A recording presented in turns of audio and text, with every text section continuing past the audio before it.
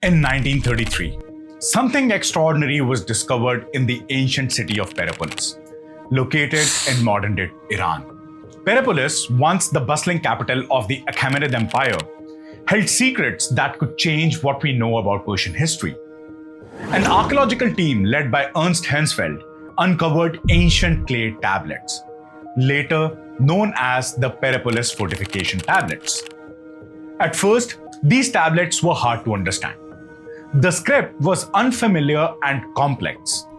But as scholars studied them closely, a surprising connection emerged. The words and phrases in these texts looked very similar to Sanskrit, the ancient language of India and the sacred language of the Vedas. These similarities weren't small. They included sentence structures and even references to Indian myths. What does this mean? Could it be that Vedic Indians traveled to Persia and played a major role in shaping its early civilization? The evidence suggests that they did.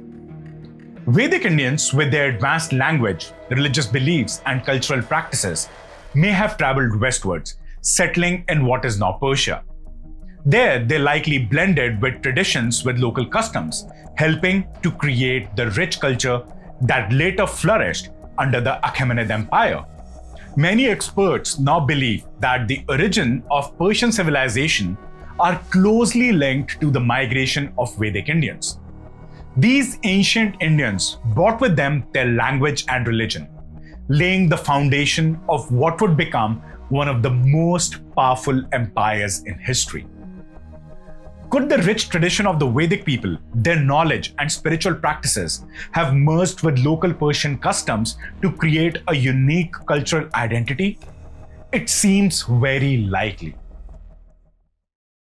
India and Persia have been connected for thousands of years through ancient land routes.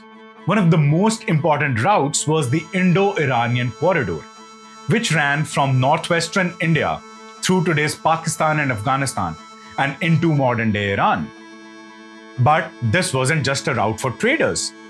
It was a gateway for spreading cultural, religious, and languages. Long before the Achaemenid Empire, Vedic Indians traveled this corridor, bringing with them their rich cultural heritage. They introduced their religious beliefs, social structures, and advanced knowledge in agriculture, metalwork, and governance. But why would they travel so far? What motivated them to settle in Persia? Among these early Indian settlers, there is a strong connection linking certain Persian tribes to the descendants of the great Vedic sage Rishi Kashyap. Rishi Kashyap, known for his wisdom, was the father of many important clans. According to the Puranas, one of his sons was tasked with leading a group westwards to settle in a new lands and spread Vedic knowledge. This group is believed to have settled in what is now Persia. Scholars like Dr. David Frawley and Subhash Kak have explored these connections. They suggest that the descendants of Sagar established early settlements in Persia, bringing Vedic practices and social structures that later influenced Persian civilization. Could it be that these early settlers formed the backbone of the Persian society? The evidence strongly suggests this idea. As the Vedic settlers mixed with the local population, they brought their language, Sanskrit. Sanskrit, the language of Vedas, is one of the oldest and the most complex languages in the world. Its influence on the Persian language is clear in similarities between Sanskrit and Old Persian, especially in the names and titles of Persian rulers. Cyrus the Great, known in Old Persian as Khurus, founded the Achaemenid Empire in the 6th century BCE.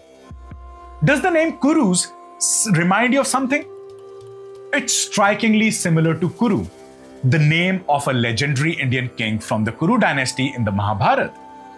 The Kuru dynasty was one of the most powerful in Vedic India. So could this similarity mean that the ruling families of Persia and Vedic India were connected?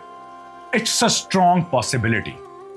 Linguistic evidence further strengthens this connection.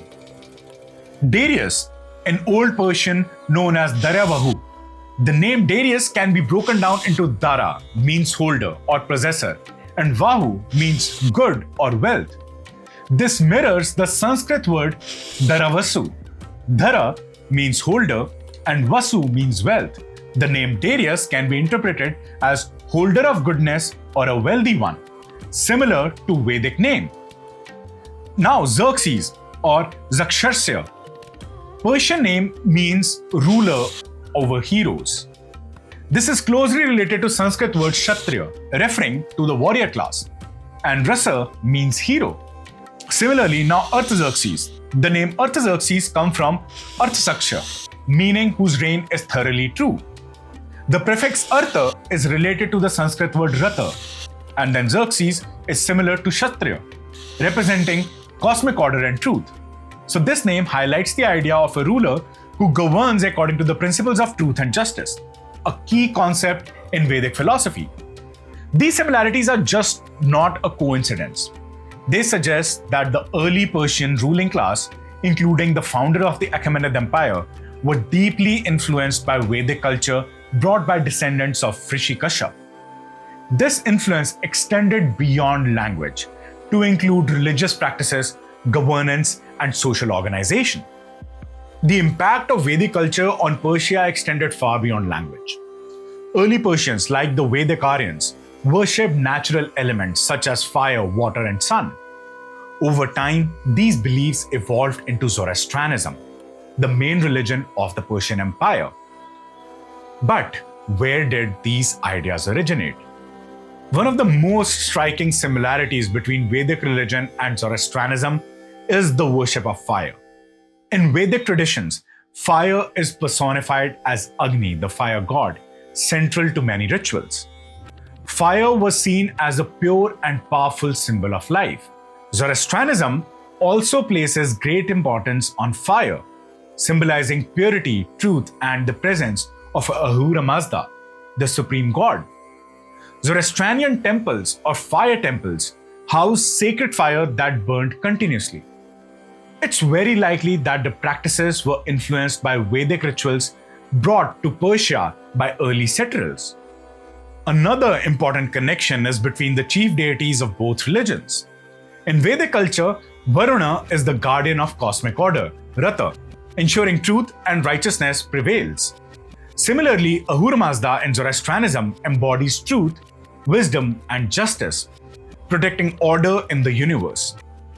These similarities suggest that Zoroastrianism may have evolved from Vedic religious practices introduced to Persia by early Vedic settlers. So, the idea that Zoroastrianism has Vedic origins is supported by several key elements. The concept of cosmic order or Rata in Vedic tradition is echoed in Zoroastrianism's Asha, which upholds truth and righteousness. This shared similar belief indicates a common origin. And Zoroastrianism's idea of a struggle between good and evil, which is Ahura Mazda and Angramayanu, has parallels in the Vedic concept of Devas and Asuras, often depicted in conflict. So these ideas could have traveled from India to Persia, shaping Zoroastrian beliefs. These connections suggest that Vedic settlers in Persia laid the foundation for what later becomes Zoroastrianism, adapting and evolving over time into a distinct religion while retaining core Vedic values and practices. While the connections between Indian and Persian civilizations are strong, we must consider different explanations. Some suggest that these similarities developed independently within a broader Indo-European framework. However, the out of India theory, which argues that the ancient Indians migrated westwards and influenced other civilizations, offers a compelling perspective. This theory challenges the Aryan migration into India narrative and proposes that Vedic people moved from India, spreading their culture and knowledge across Persia and beyond. For instance, the Hittites, an early civilization in Anatolia, could be descendants of Vedic people who migrated for India. This idea is supported by similarities between the Hittite language and Sanskrit, as well as shared cultural practices. In the Rigveda, the Battle of 10 Kings, a story that suggests defeated tribes might have migrated westwards, eventually reaching Anatolia and founding the Hittite civilization.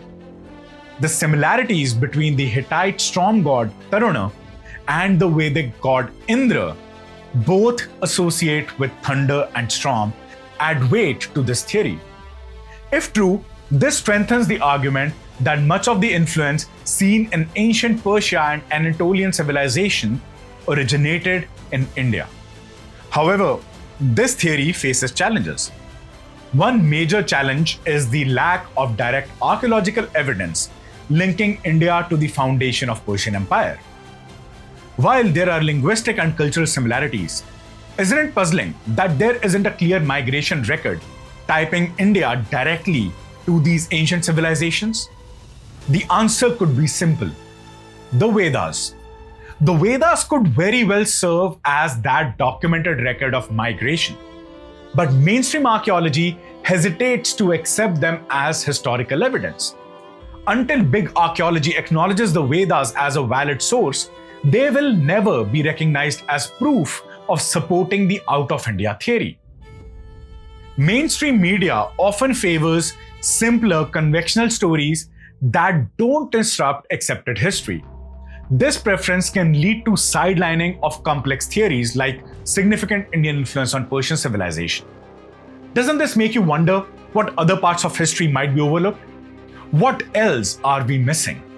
As we reflect on the deeper ties between ancient India and Persia, we must ask, could India's influence have reached even further to places like Anatolia? If the Hittites were indeed descendant of Vedic people, what does this mean for our understanding of ancient civilizations? And why aren't these possibilities being explored more openly? These questions are important because they remind us that history is often shaped by those who control the narrative, and sometimes important truths are left out.